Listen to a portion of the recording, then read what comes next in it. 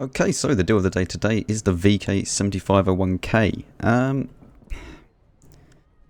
much is this going for? 7,500, so it doesn't have a discount. The thing is, it just struggles because of the gun handling. The gun handling and the armor isn't super reliable.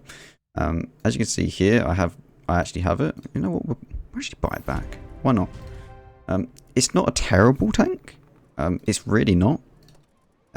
It just struggles because the gun is super troll, right? 0.37 base is not the best, right? But you do redeem some of that by having 490 alpha. 490 alpha is very nice, especially at tier 8. The other problem with this tank is it's slow. It doesn't have a good power to weight. Like, if you get an open map, you're kind of just screwed. And that is the main issues with the tank. The armor does work, although not always.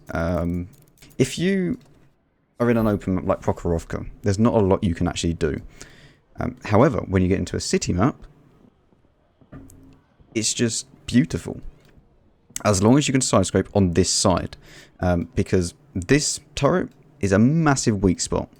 Yeah, this is just, like, look at it. Everyone will be able to hit you. It doesn't really matter.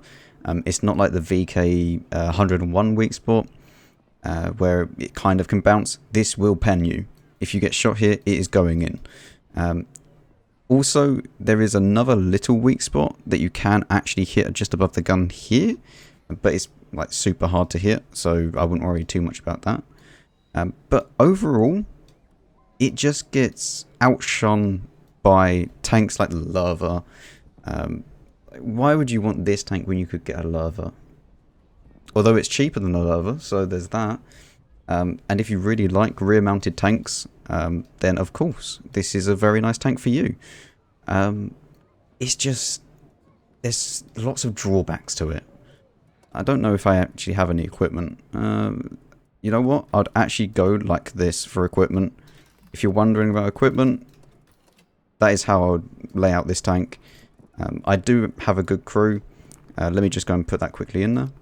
So when this thing is fully kitted out, you get 0.35. Obviously, that would be a bit lower if I did have vents here, but I'm not having vents here because I feel this is more important than vents. And the view range is okay, right? Like, vents is going to help you out quite a bit, but also you're going to want to have this extra 10% of rotation movement.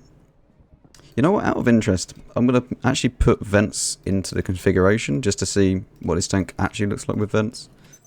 So yeah, it becomes a lot better, but at the same time, like, it's not worth it just for the reload. Like, 14 versus 14.3, it's not going to make any difference. You still get pretty abysmal DPM, and the view range goes up, but it's still not at that 445 view range. So you're not really going to notice too much. And sure, the dispersion does get better by 0.01.